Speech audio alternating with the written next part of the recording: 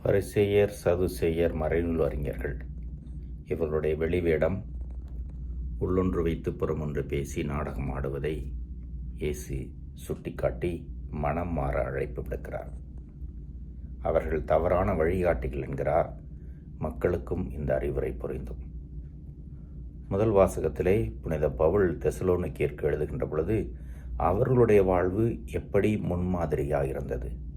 நற்செய்தி அறிவிப்பது, தங்களது தேவைகளை தாங்களே பூர்த்தி செய்து கொள்வது, மக்களுக்கு முன்மாதிரியாய் வழிநடத்துவது, கடவுள் பிள்ளைகளாக அவர்களை வளர்த்தெடுப்பது, இதெல்லாம் நல்ல தலைவருக்குரிய செயல். அதை அவர்கள் வாழ்ந்து காண்பித்தார்கள் என்கிறார். பரிசேயரும் சதுசேயரும் மறைநூல் அறிஞரும் இதிலே தான் தவறு செய்கிறார்கள். கற்றுக்கொள்ளவே இல்லை.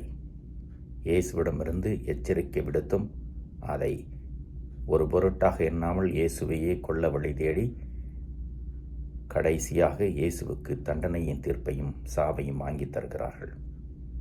இன்றைக்கு உலகிலே இந்த தலைமை வழிகாட்டும் பணியிலே பலர் இருக்கிறோம். குடும்பத்தில் இருக்கிற பெற்றோர் பிள்ளைகளுக்கும் இளையோருக்கும் வழிகாட்ட வேண்டும். ஊர் பெரியவர்கள் ஊரிலே உள்ள மற்றவர்களுக்கு முன்மாதிரி இருக்க வேண்டும். திருச்சபையின் தலைவர்கள் தாங்கள் எந்த மக்களுக்கு உழைக்கின்றார்களோ அவர்களுக்காக வாழ்ந்து வழிகாட்ட வேண்டும்.